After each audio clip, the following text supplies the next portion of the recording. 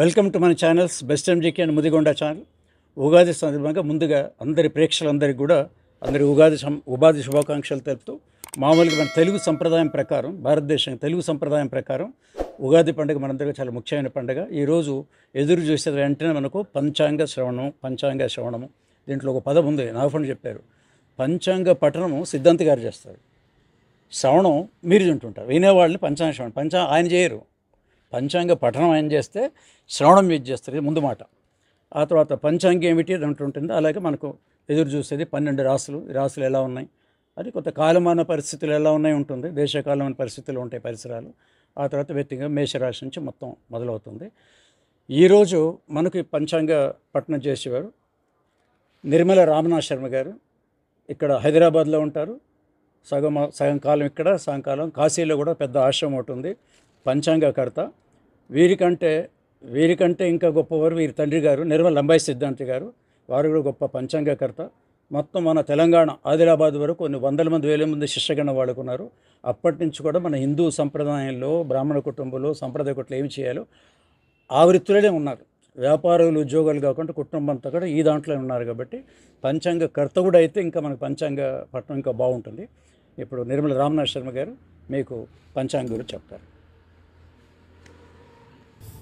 శ్రీకళ్యాణగుణావహం రిపుహరం దుస్వప్నదోషాపహం గంగాస్నానవిశేషపుణ్యఫలదం గోదానతుల్యం నృణాం ఆయుర్వృద్ధిదముత్తమం శుభకరం సంతానసంపత్ప్రదం నానాకర్మసుసాధనం సముచితం పంచాంగమాకర్ణ్యతాం. పంచాంగం యొక్క ఫలము చెప్పబడుతున్నది. సమస్తమైనటువంటి కళ్యాణ గుణాలకు నిలయం పంచాంగం. రిపుహరం, మనకు శత్రుభయం ఉంటే పంచాంగ శ్రవణం వల్ల శత్రుభయం తొలగిపోతున్నది.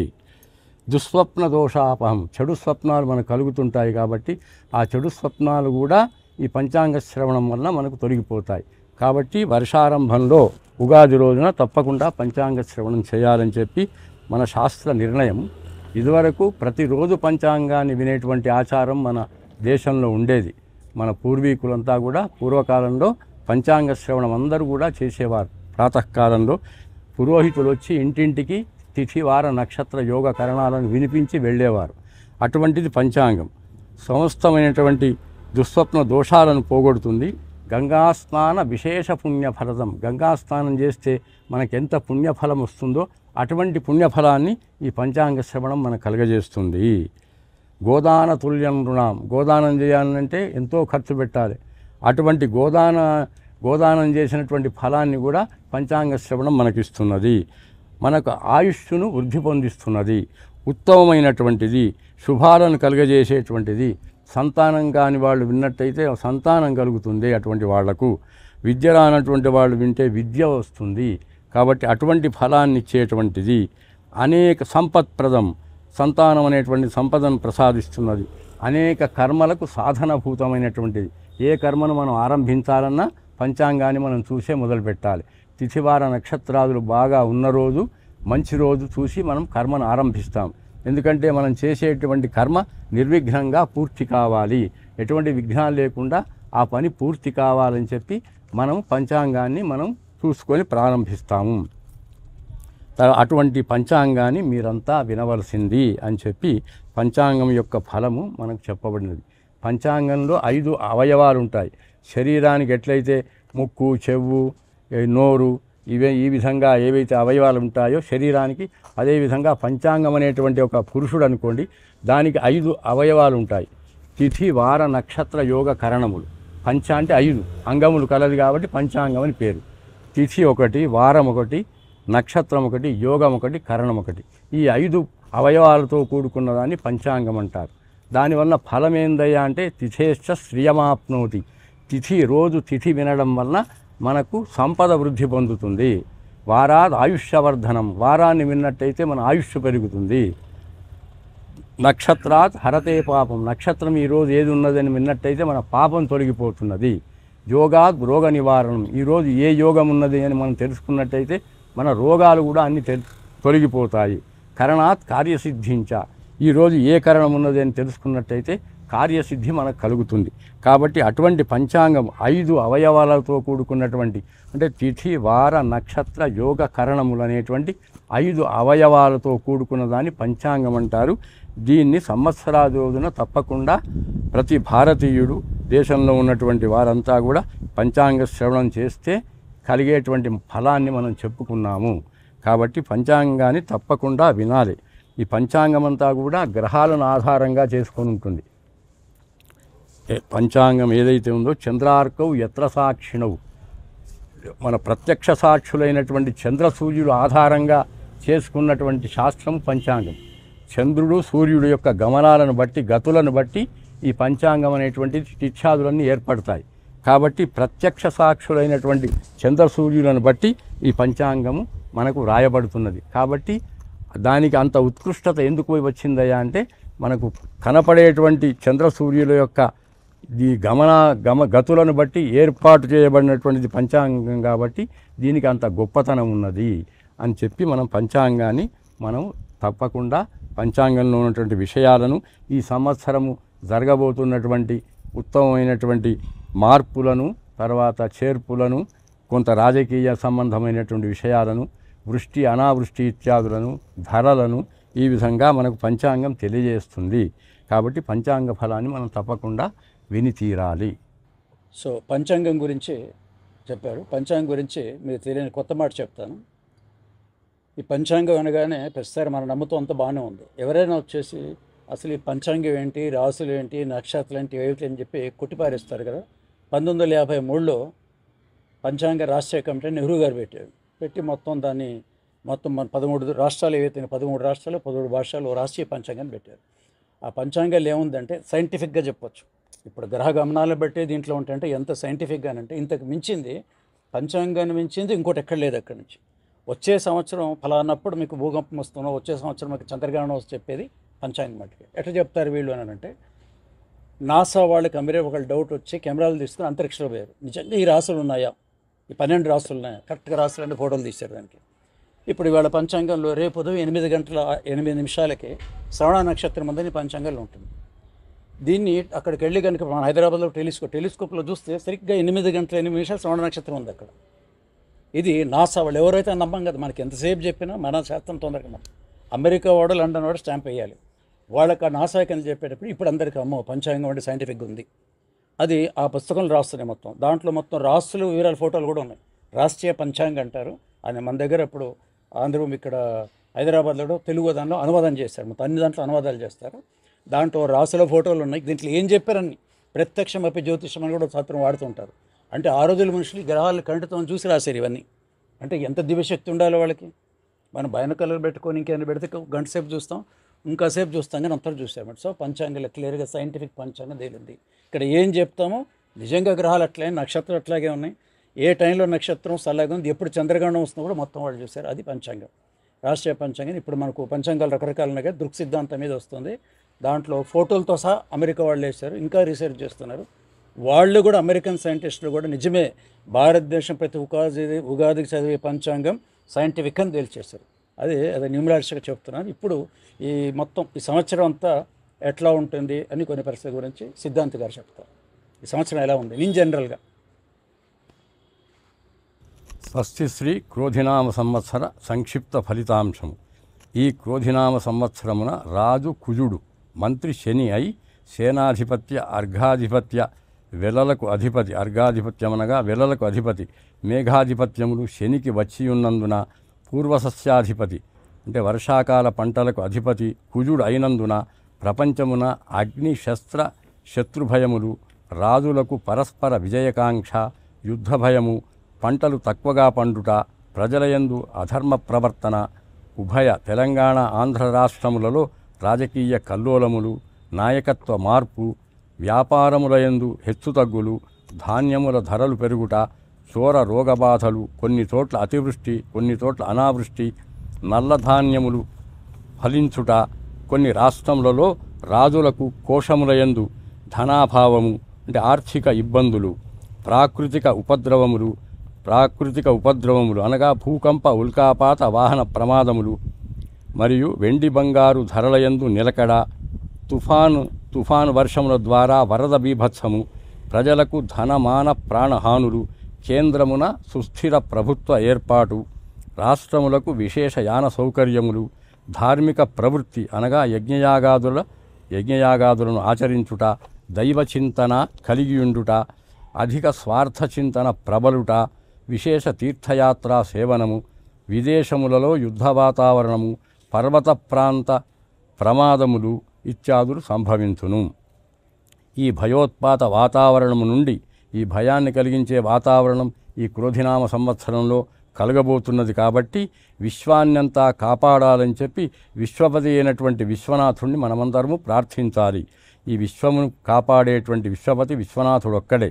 అందుకు ప్రతి భారతీయుడు ఈ సంవత్సరము ప్రతి గ్రామ శివాలయములందు గృహంలో విరాజిల్లేటువంటి శివలింగాల యందు కూడా నమక చమక శ్రీసూక్త పురుష సూక్త భూసూక్తాదులతో అభిషేకము తప్పక నిత్యము జరిపి విశ్వమును శాంతియుతముగా చేసుకొని విశ్వమానవులందరూ పరస్పర సహకారంతో తమ తమ జీవనయాత్రను కొనసాగించవలెనని, సనాతన భారతీయ సంస్కృతి పరిరక్షణకై సర్వదా కృషి సలిపి మన ఆర్ష సంస్కృతిని ప్రపంచమంతా ప్రసరింపజేసి మన భారతదేశ ఔన్నత్యమును దశ దిశల వ్యాపింపజేయాలని ఆకాంక్షిస్తూ సర్వం శివమయం జగత్ శ్రీ శివ.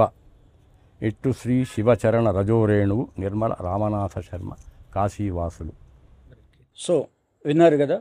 సో ఇన్ జనరల్గా సంవత్సరం అంతా శని కుజుల కలయిక, అది తప్పేదాంట్లో మాకు అర్థమైంది ఏంటంటే ఈ రెండు కలయిక ఉండదు. జ్యోతిష్ శాస్త్రంలో కానీ న్యూమరాలజీలో కానీ కుజుడు శని అంటే ఇద్దరి మధ్యలో పచ్చగడ్డేస్తే బగ్గుమంటుంది. ఈ రెండు కలయికల్లో కొన్ని ఇలాంటివన్నీ నెగిటివ్ ఉంటాయి. సంవత్సరం పేరు కూడా క్రోధి అంటే కోపంగా ఉన్న వాళ్ళకి ఎలా కోపం ఉంటుంది, కోపం లేని కొంతవరకు కోపం ఉంటుంది. కాబట్టి కొంచెం ఇది చాలా హాట్గా ఉంటాయి ఈ సంవత్సరం. అర్థమైపోయింది మొత్తం మీద. ఎక్కడ ఏ కాస్త అటు ఇటు పంచాంగ పఠనంలో కొద్దిగా అటు ఇటున్నా కూడా స్థూలంగా మటుకు ఇది జరుగుతుంది. దానికి శాంతి మార్గాన్వేషణలు చెప్పాలని అని చెప్పారు. శాంతి మార్గం అంటే మన అభిషేకాలు, పూజలు చేయటం, ఇవి ఒక రెమెడీస్, మామూలుగా రెమెడీ చేయటం అవసరం అని చెప్పాలి.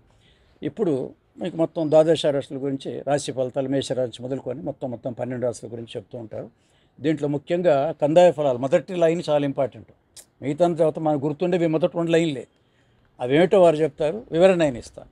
సో ముందుగా మేషరాశి కందాయ ఫలాలు ఎలా ఉన్నాయి? మేషాది రాశుల వారికి ఆదాయ వ్యయ రాజపూజ్య అవమానములు. మేషరాశి వారికి ఆదాయం 8, వ్యయం 14. వృషభ రాశి వారికి ఆదాయం 2, 8 వ్యయం. మిథున రాశి వారికి ఆదాయం 5, వ్యయం కూడా 5. కర్కాటక రాశి వారికి 14 ఆదాయం, 2 వ్యయం. కర్కాటక రాశి వారికి చాలా బాగున్నది. సింహరాశి వారికి 2 ఆదాయం, 14 వ్యయం. సింహరాశి వారికి ఇబ్బందిగా ఉన్నది. కన్యారాశి వారికి 5 ఆదాయం, 5 వ్యయం, సమానంగా ఉన్నది. తులారాశి వారికి 2 ఆదాయం, 8 వ్యయం, ఇబ్బందిగా ఉన్నది. వృశ్చిక రాశి వారికి 8 ఆదాయం, 14 వ్యయం, ఇబ్బందిగా ఉన్నది.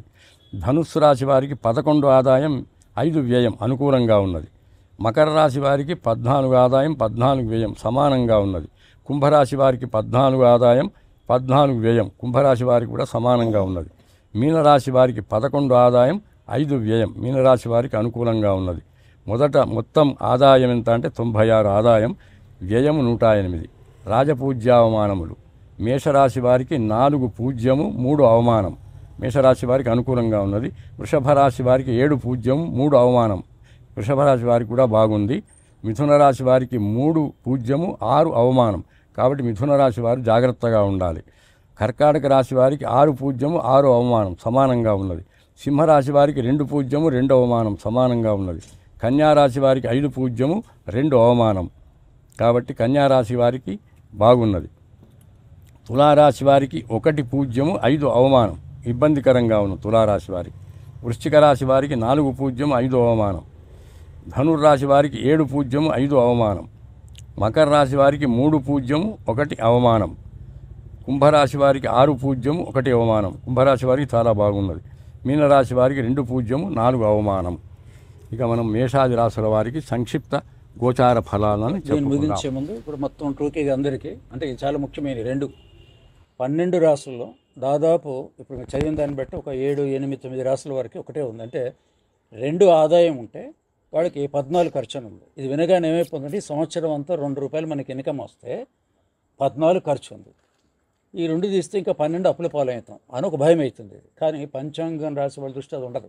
దీని అర్థం ఏంటంటే ఆదాయం దగ్గర 2 మీకు ఆదాయం ఉంది, 14 ఖర్చు అవుతుందంటే మీరు ఏం ప్లాన్ చేసుకోవాలి. న్యూ ఇయర్ డైరీ కదా, దానికంటే మంచి డైరీ పంచాంగం. దాన్ని ఏం చెప్తుంది ఇండైరెక్ట్గానంటే మీకు 14 సంవత్సరాలు ఎలాగో దాంట్లో రాసిన జరుగుతుంది, 14 ఉంది ఖర్చు.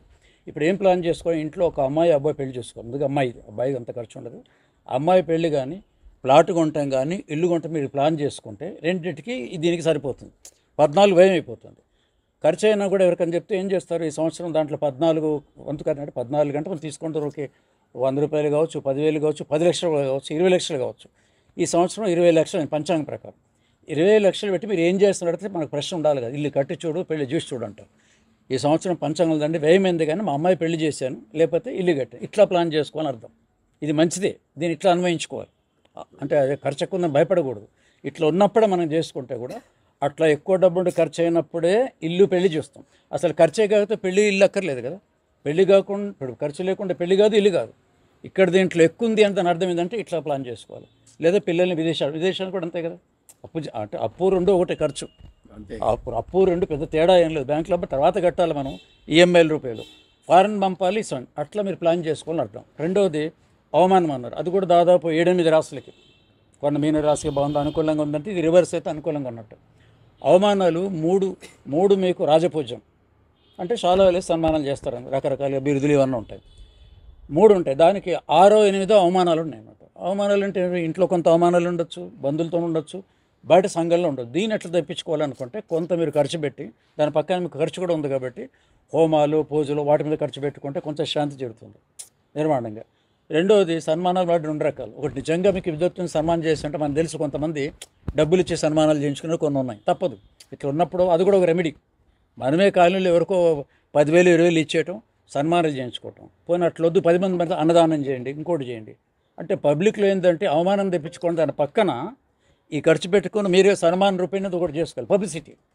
అవి చేసుకుంటే ఇది తగ్గిపోతుంది. చిన్న గీత ఉంది, దాన్ని మనం తోడిపోయలేము. ఆదాయం 2 ఎంత చేసినా 2 ఉంది. దీని పక్కన మనం కనుక సన్మానం పెట్టేసుకుంటే అది అయిపోతుంది అన్నమాట. కాబట్టి ఎప్పుడైతే అవమానాలు తప్పించుకోవాలంటే మీరు ఇలాంటి కొన్ని పుణ్యకార్యాలు కానీ డబ్బు ఇచ్చి సన్మానాలు చేయించుకోవటం కానీ తప్పదు. కలియుగం ఇది 2 రకాలు, అందరికీ అని చెప్పట్లేదు, ఇది కూడా ఉంటుంది. మరి మిగతా వాళ్ళకి ఎట్లుందంటే డబ్బు ఇచ్చేదానికి మిగతా వాళ్ళకి ఇప్పుడు వీరు ఉన్నారు, ఈ కాలనీలో ఎప్పుడో వచ్చి చాలా వెళ్ళింది కదా, రామనాథరావు సన్మానం చేద్దాం అనుకోవచ్చు, దానికని డబ్బు ఖర్చు పెట్టట్లేదు కదా, అయిపోతుంది అక్కడ. అంటే అది జరుగుతుందని సూచిస్తుంది పంచాంగం, సూచించేది ఈ సంవత్సరం మీకు సన్మానాలు జరుగుతాయి ఇట్లుంది ఒరిజినల్గా. లేదు మీకు ఇంకా ఇబ్బందులు పాలవుతున్నారు, మీరే కొంత డబ్బు ఇచ్చి చేయించుకోండి. ఇప్పుడు ఇది హోమం చేస్తే యజ్ఞకర్త వాళ్ళే అవుతారు, యజ్ఞ బ్రహ్మ వేరు యజ్ఞకర్త వేరు. ఈయన మొత్తం 10 లక్షలు ఖర్చు పెట్టి ఈ ఫలానా సేటు గారో ఫలానా ఈయన చేయించారంట, ఆ రోజు మరి ఆయనకు వచ్చినట్టే కదా. ఖర్చు ఎట్లాగో 14 ఆదాయం ఉంది, మంచి పనికి, చెడు పని కాదు. అంత డబ్బు ఖర్చు పెట్టిన మంచి అవుతుంది, ఇక్కడ నలుగురిలో పేరు వస్తుంది. అంటే రెమెడీ కూడా ఉండాలి కదా, ఊరికే కష్టాలు చెప్పుకుంటే ఎట్లా. ఆదాయం అది చాలా ఇంపార్టెంట్, ప్రతి పంచాంగాలు చాలా వరకు ఎక్కడ ఉండదు. అందుకే మీ సిద్ధాంత్ గారు చెప్పారు దీన్ని ఎట్లా మనం అన్వయించుకోవాలి అని ఉంటుంది. పంచాంగం రాసిన వాళ్ళది చెప్పిన వాళ్ళు తప్పు కాదు, ఇట్లా ఉంటుంది. కర్మఫలాన్ని బట్టి ఉంటాయి కానీ బ్రహ్మదేవుడు కోపం ఉండదు, అని చదివి ఆయనకే కోపం ఉండదు. ఉన్నది యథాతథంగా పంచాంగాలు అదే చదువుతారు కానీ సొంతంగా దీంట్లో ఏమి ఉండదు. అవి ఎలాగో జరుగుతాయి, దాన్ని మనం మనకు అనుకూలంగా ఎట్లా మార్చుకోవాలన్నది ఈ పాయింట్ ఉంటుంది. ఇప్పుడు మీకు డైరెక్ట్గా మేషరాశి గురించి చెప్పేస్తాను. ఫలాని గ్రహచారేణ ప్రవదంతి మనీషిణ కోవక్త తారతమ్యశ్చ తమేకం వేధసం వినాని. ఈ ఫలములు ఏవైతే ఉన్నావో గ్రహచారం ప్రకారం ఫలాలు చెప్పబడతాయి. గ్రహచారాల ప్రకారం మనకి ఏ గ్రహం ఏ స్థానంలో ఉన్నది దాన్ని బట్టి మనం ఫలాలను మనం చెప్పుకుంటాం. ప్రవదంతి మనీషిణ, బుద్ధిమంతులు ఆ విధంగా ఫలాలను చెప్తుంటారు. దానికి తారతమ్యాన్ని ఎవరు చెప్పలేరు. తారతమ్యం అంటే ఇప్పుడు మనం బయటకు వెళ్ళాము, పోగానే సైకిల్ మనకు ఎదురొచ్చింది, ఆ సైకిల్ వాడు మనం గుద్దాడు, మనం పడిపోయాము. ఈ తారతమ్యం మాత్రం ఎవరికి చెప్పతరం కాదు. సమయం బాగలేదని చెప్తాం కానీ మనం ఇప్పుడు ఈ నిమిషంలో ఇది జరుగుతుందని మాత్రం చెప్పలేము. అది తమేకం వేధసం వినాని, ఒక బ్రహ్మదేవుడికే ఆ తారతమ్యం తెలుస్తుంది. కాబట్టి మనకు తారతమ్యం తెలియదు. సమయం బాగలేదన్నప్పుడు జాగ్రత్తగా ఉండడం మంచిది. సమయం బాగలేదని గురువుగారు చెప్పారు కాబట్టి ఆ సైకిల్ వాడు వస్తుంటే మనం తప్పుకొని మనం దాని నుంచి కాపాడబడతాం. తొందరపాటు పోయి వాడు మనను చేయడం, మనను పడేయడం జరుగుతుంది. కాబట్టి ఇది గ్రహచారాన్ని మనకు సూచిస్తున్నప్పుడు గ్రహాలు ఏ విధంగా ఉన్నాయి, దాని ఫలాలు ఏ విధంగా ఉన్నాయని పంచాంగం సూచిస్తున్నప్పుడు మనం జాగ్రత్తలు వహించి మన జీవన విధానాన్ని గడుపుకోవాలి. తర్వాత మేషరాశి యొక్క ఫలం చెప్పడం జరుగుతున్నది. గురువు ఈ సంవత్సరాల నుంచి కూడా 34/2024 వరకు అంటే ఈ నెలాఖరు వరకు మేషరాశికి 1వ స్థానంలో ఉన్నందువలన స్థానచలనము, కీర్తిహాని, వృత్తియందు చిక్కులు, బుద్ధిభ్రంశము, అధికారుల వలన భయము, అధిక వ్యయము కలగవచ్చును. 1/5/2024 నుండి సంవత్సరాంతం వరకు కూడా 2లో ఉండడం వలన ధనలాభము, మనస్సౌఖ్యము, కీర్తి, సత్ప్రవర్తనము, కార్యజయము కలగవచ్చును. శని సంవత్సరాంతమంతా కూడా 11వ స్థానంలో ఉన్నాడు మేషరాశి వారికి. కాబట్టి వాళ్ళకు ధనలాభం ఉంటుంది, ఆరోగ్యం ఉంటుంది, కుటుంబ సౌఖ్యం ఉంటుంది, కార్యసిద్ధి ఉంటుంది, విశేషమైనటువంటి కీర్తిని కూడా వాళ్ళు పొందుతారు. రాహు సంవత్సరాంతం 12లో ఉన్నాడు కాబట్టి ఏదైనా తలిచినటువంటి కార్యాలకు విఘ్నాలు జరుగుతాయి, ప్రవాసం చేస్తారు, నేత్రబాధ కలుగుతుంది, కొంచెం పని వాళ్ళ ద్వారా మనకు నష్టాలు జరుగుతాయి, వృథాగా మనం కొంత వ్యయం చేయడం జరుగుతుంది, చెడు వార్తలు వినడం జరుగుతుంది. కేతు సంవత్సరాంతం 6లో ఉండడం వల్ల రుణబాధలు తీరుతాయి, మంచి బుద్ధి కుశలత ఏర్పడుతుంది, విశేష సౌఖ్యము, కార్యాల్లో జయం కలుగుతుంది. ఇక వృషభ రాశి వారికి ఫలం అందరూ చక్కగా వినండి. గురువు సంవత్సరాది నుంచి అంటే ఈ రోజు నుంచి ఈ నెలాఖరు వరకు 12వ స్థానమందు ఉన్నాడు కాబట్టి ధన వ్యయము, తరచు ప్రయాణాలు, క్రయ విక్రయాలు అంటే కొనడమందు అమ్మడమందు నష్టం జరుగుతుంది, అపవాదాలు కూడా కలుగుతాయి. ఈ మే 1 నుండి సంవత్సరాంతం వరకు కూడా 1వ స్థానంలో ఈ వృషభ రాశి వారికి గురువు ఉండడం వలన స్థానచలనం, కీర్తిహాని, వృత్తియందు చిక్కులు, బుద్ధిభ్రంశము, అధికారుల వలన భయము, అధిక వ్యయము కలుగుతాయి. శని వత్సరాంతం 10లో ఉన్నాడు కాబట్టి విశేషమైన శ్రమ చేయాల్సి వస్తుంది, ధనధాన్య నష్టములు జరుగుతాయి, వృథాగా తిరగవలసి వస్తుంది, బంధుమిత్రులతో ద్వేషాలు పెంచుకోవలసి వస్తుంది, జీవన భంగం కలుగుతుంది.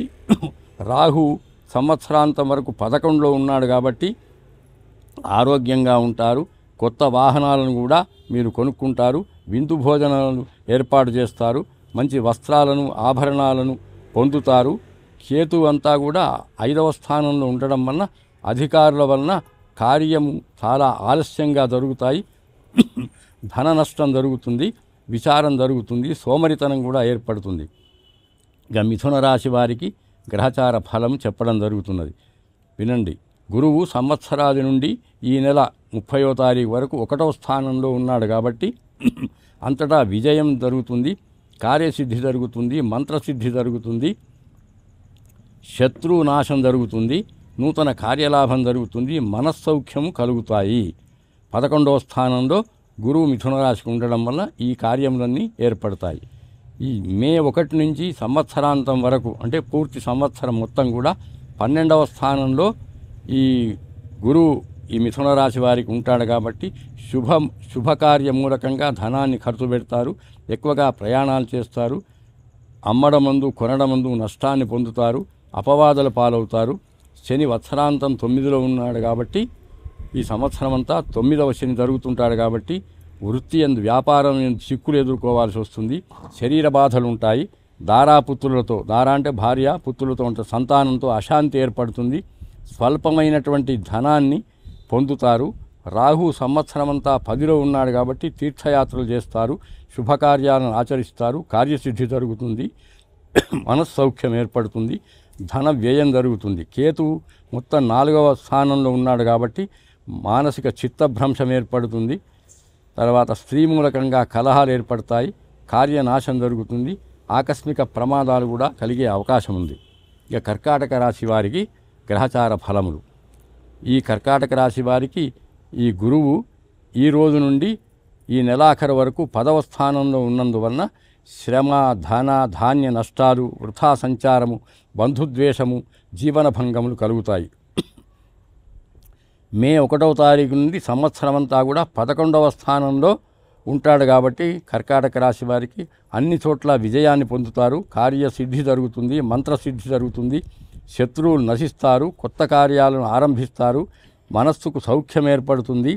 శని సంవత్సరాంతమంతా వీడికి 8వ స్థానంలో ఉన్నాడు కర్కాటక రాశి వారికి.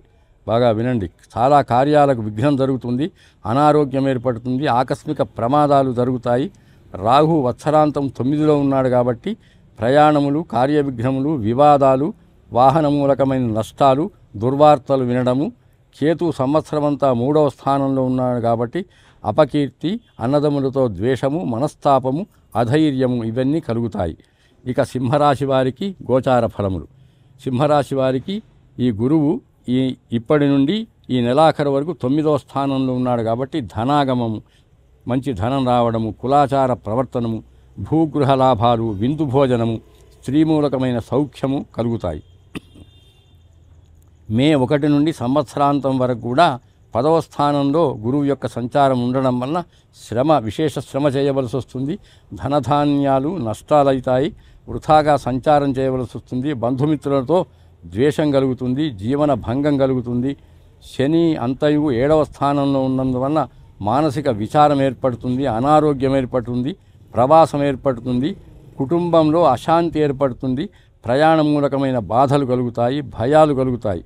రాహువు సంవత్సరాంతమంతా 8లో ఉండడం వలన శరీర బాధలు, మనక్లేశాలు, తరచూ ప్రయాణాలు, వాహన ప్రమాదాలు, మంచి కృషి వలన స్వల్ప ఫలాన్ని పొందే అవకాశం వీరికి ఉన్నది.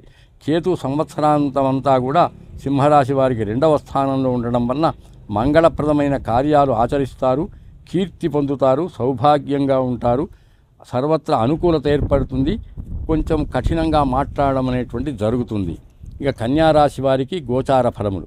కన్యారాశి వారికి గురువు ఈ రోజు నుండి ఈ నెల 30వ తారీఖు వరకు 8వ స్థానంలో ఉండడం వలన చోరభయము, రాజభయము, అగ్నిభయాలు ఏర్పడతాయి. గాంభీర్యం తగ్గిపోతుంది. తీవ్రమైన కోపానికి లోనవుతారు. కఠినంగా మాట్లాడుతారు. ధనహాని జరుగుతుంది. ఈ మే 1వ తారీఖు నుంచి సంవత్సరాంతం వరకు ఇంకా అంటే తర్వాత 11 మాసాలు కూడా 9వ స్థానంలో గురువు యొక్క సంచారం ఉంటుంది కాబట్టి మంచి డబ్బును సంపాదిస్తారు. కులాచారాన్ని మంచిగా పాటిస్తారు. భూలాభాన్ని, గృహలాభాన్ని పొందుతారు. విందు భోజనాలకు వెళ్ళొస్తారు. స్త్రీమూలకమైన సౌఖ్యాన్ని పొందుతారు. శని సంవత్సరాంతం కూడా 6లో ఉండడం వలన విశేషమైన ధనప్రాప్తి జరుగుతుంది. బంధుమిత్రులతో కలుస్తుంటారు. గృహమందు శుభకార్యాలు చేయడం జరుగుతుంది. రాహు సంవత్సరాంతం వరకు కూడా 7వ స్థానంలో ఉన్నందువలన శత్రుభయం ఏర్పడుతుంది. తర్వాత బంధుమిత్రులతో, సోదర సోదరీమణులతో విరోధాలు ఏర్పడతాయి. చేతులయందు, పాదాలయందు, కాళ్ళయందు కొన్ని బాధలు ఏర్పడతాయి. వృథాగా తిరగడం జరుగుతుంది. కృషి ఎక్కువగా చేయడం జరుగుతుంది. ఫలం స్వల్పంగా పొందడం జరుగుతుంది. కాబట్టి కేతు సంవత్సరమంతా 1వ స్థానంలో ఉండడం వలన గౌరవం తగ్గుతుంది. అనారోగ్యము, ప్రవాసము, కుటుంబ కలహాలన్నీ ఏర్పడతాయి. ఇక తులారాశి ఫలములు. ఈ తులారాశికి ఈ సంవత్సరం ఈ రోజు నుండి కూడా ఈ నెలాఖరు వరకు గురువు 7వ స్థానంలో ఉన్నాడు కాబట్టి శుభకార్యాలను ఆచరిస్తారు. ఉల్లాసవంతమైనటువంటి జీవనాన్ని గడుపుతారు. ప్రముఖమైన వ్యక్తులతో కలయిక జరుగుతుంది. కీర్తి పొందుతారు. వ్యవహారంలో జయం పొందుతారు. ఆరోగ్యంగా ఉంటారు. ఈ మే 1వ తారీఖు నుంచి మిగతా 11 మాసాలు కూడా ఈ తులారాశి వారికి 8వ స్థానంలో గురువు సంచరిస్తాడు కాబట్టి రాజభయము, చోరభయము, అగ్నిభయాలు కలుగుతాయి. గాంభీర్యం తగ్గిపోతుంది. తీవ్రమైన కోపానికి లోనవుతారు. కఠినంగా వ్యవహరిస్తారు. ధనహాని జరుగుతుంది. శని ఈ సంవత్సరమంతా కూడా 5వ స్థానంలో ఉండడం వలన నష్టాలను ఎదుర్కొంటారు. అశాంతిని ఎదుర్కొంటారు. విచారంతో ఉంటారు. వీరు ఆరంభించినటువంటి కార్యాలు నెరవేరవు. దుర్జనులతో సహవాసం ఏర్పడుతుంది.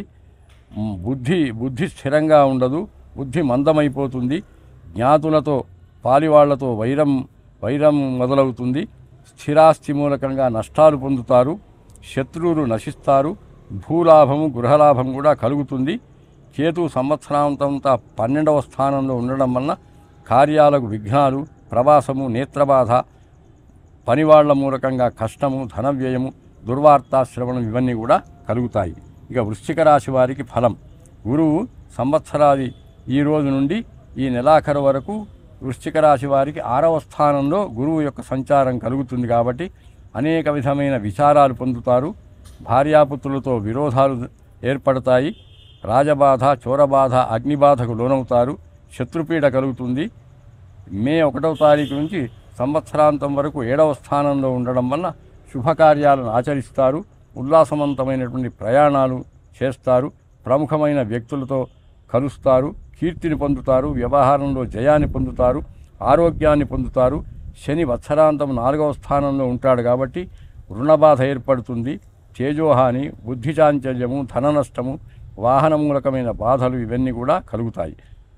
తర్వాత రాహువు వత్సరమంతా కూడా 5వ స్థానంలో ఉండడం వలన పుత్రులతో వైరం ఏర్పడుతుంది.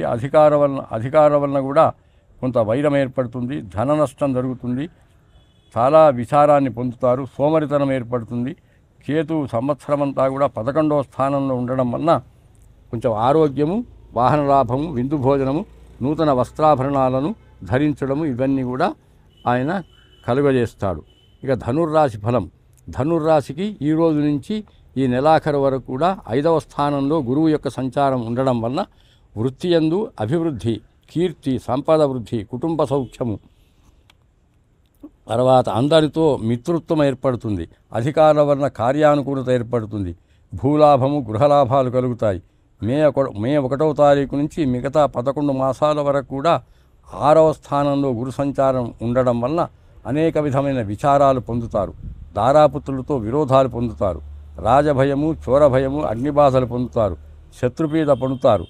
శని వత్సరమంతా కూడా 3వ స్థానంలో ఉండడం వలన సంపద వృద్ధి పొందుతుంది.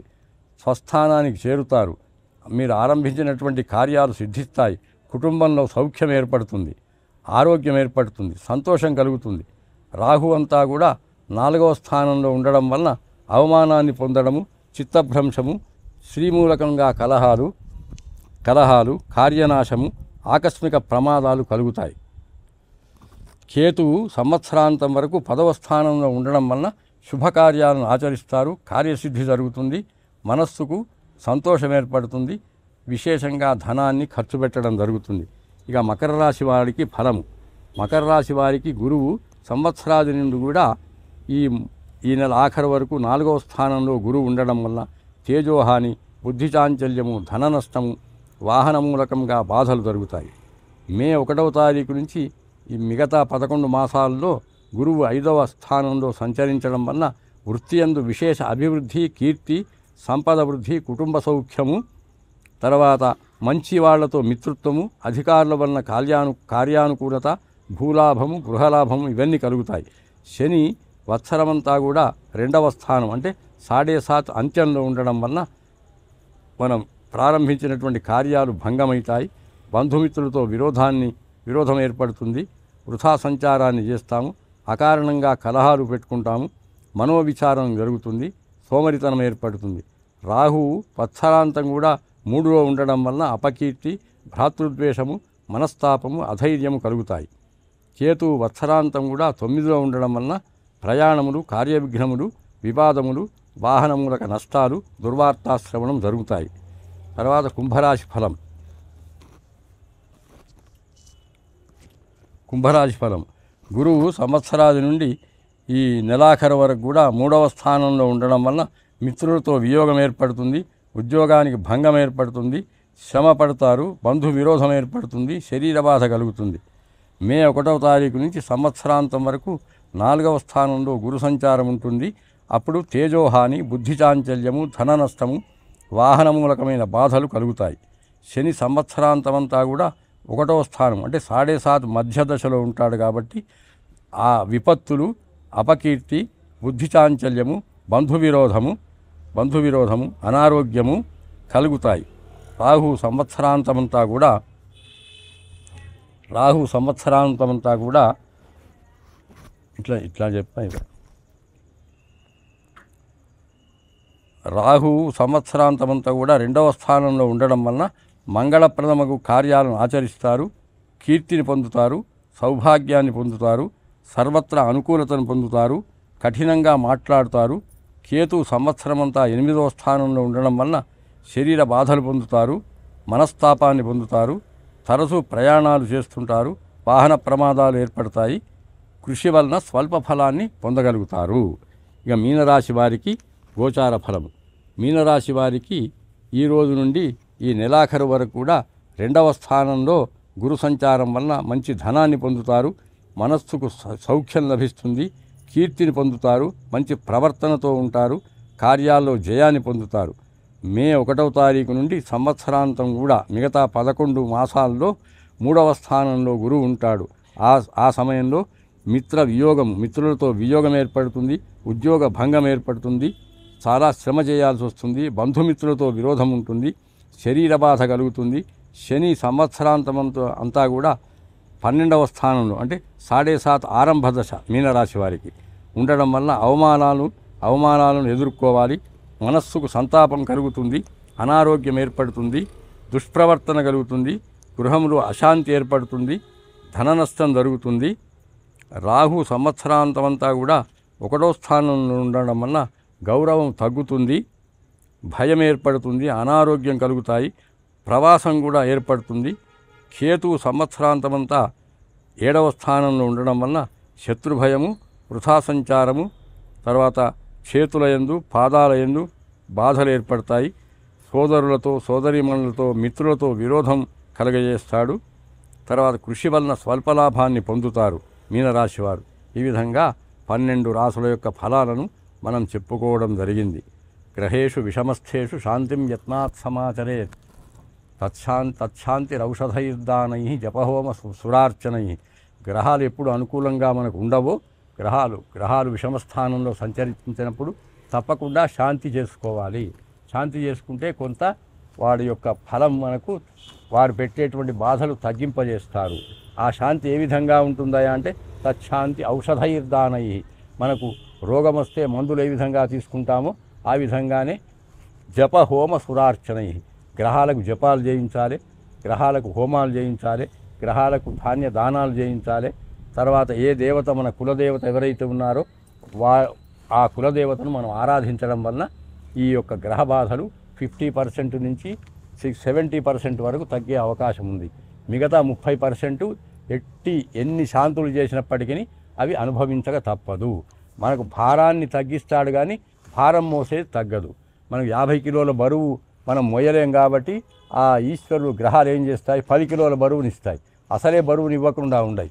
ఆ బరువును మనం ఓపికతో మోసినప్పుడు మనకు సత్ఫలితాలను మనం పొందగలుగుతాం.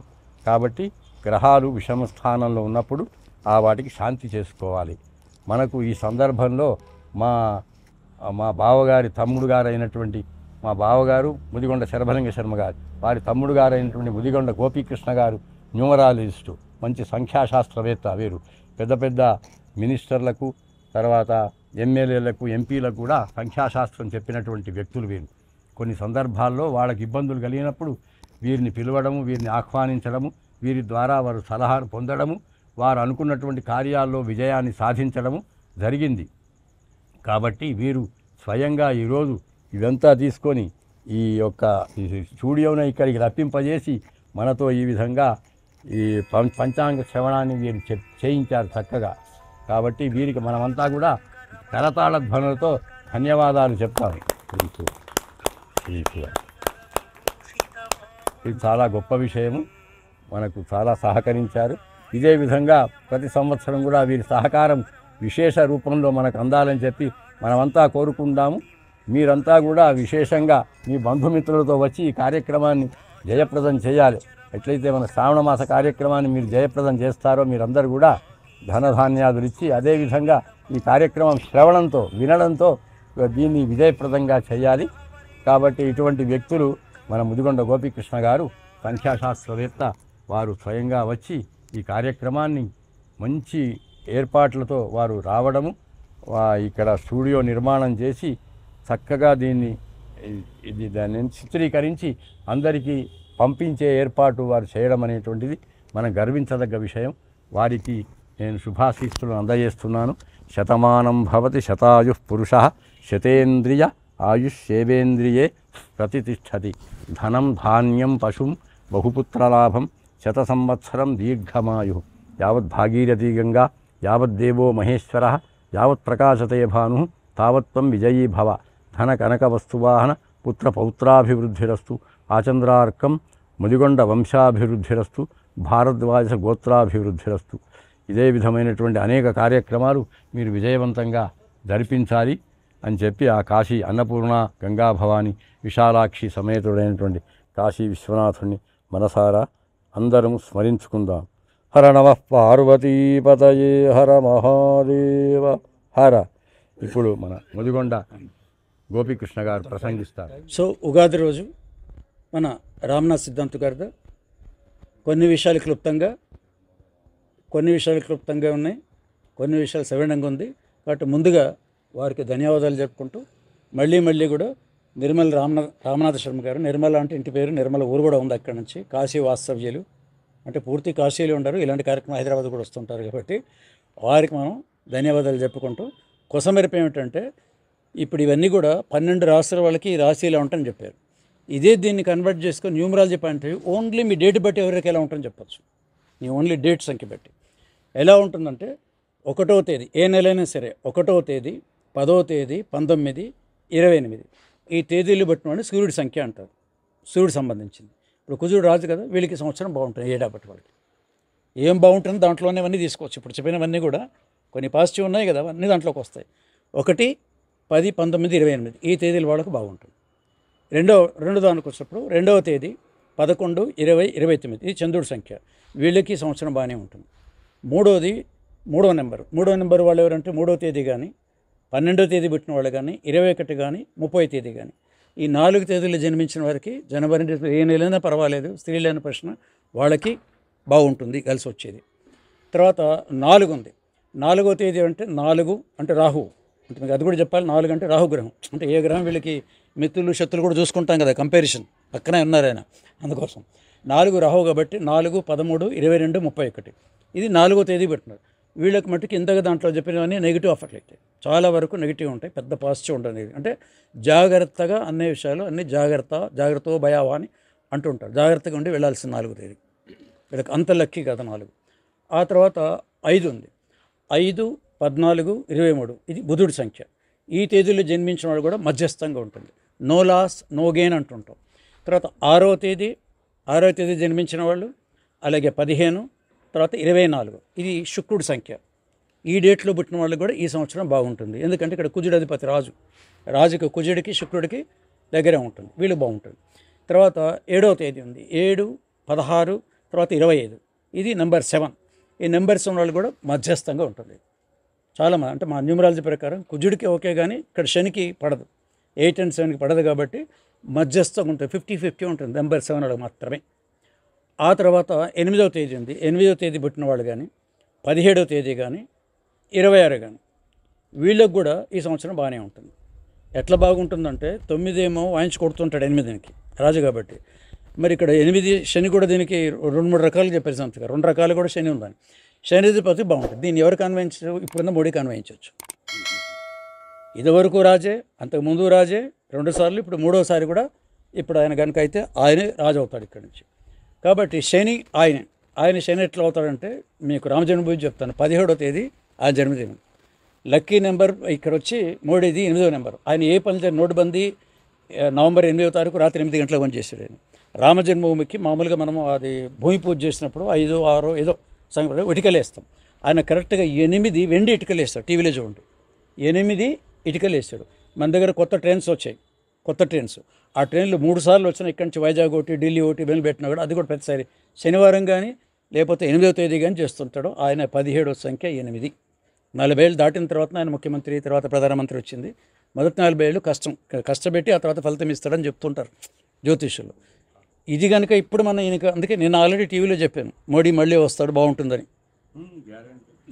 మోడీ గారు వస్తారని చెప్పాను. దానికి మన సపోర్ట్ ఉందంటే మన పీకే కూడా చెప్పాడు. పీకే తెలుసు కదా, 350 కోట్లు ఆయన చెప్పాడు, 100 కోట్లు చేస్తూనే మోడీకి తిరుగులేదని చెప్పాడు ఆయన. అంటే ఇప్పుడు ఈ సంవత్సరం దానికి వెళ్తాయంటే.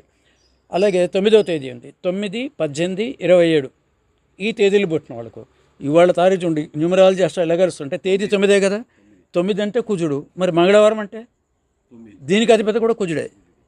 దీనికి ఒకరోజు ముందు చిత్రంగా శుక్రవారం అయితే గురువారం వచ్చేది, బుధవారం వచ్చేది, నిన్న శనివారం వచ్చింది. వెంటనే ఉన్నాడు ఆయన. శని దాటిన తర్వాత కుజుడు పక్కపక్కనే. అంటే ఇప్పుడు ఇందాక చెప్పిన దాంట్లో కూడా శని ఆయనకు ఒక ప్లేస్ ఉంది ఈ సంవత్సరం. ఆయన ప్రభావము ఉంది, శని ప్రభావం ఉంది, ఒకరోజు ముందు శని ప్రభావం ఉందన్నమాట. సో ఇట్లా కేవలం డేట్ ఆఫ్ బర్త్ని బట్టి కూడా దీన్ని, అంటే ఇప్పుడు వాళ్ళు చెప్పిన దాన్ని బట్టి నేను చెప్తున్నాను, కేవలం డేట్ ఆఫ్ బర్త్లే. సో మనం చూస్తున్నాడండి best MGK and Mudigonda TV. మరోసారి మనకు మొత్తం 12 రాసులు సుదీర్ఘంగా అనర్గళంగా ఆపకుండా వినిపించిన సిద్ధాంతి గారికి, నిర్మల రామనాథ్ శర్మ గారికి కూడా కృతజ్ఞతలు చెప్పుకుంటూ నెక్స్ట్ వీడియోలో కలుద్దాం.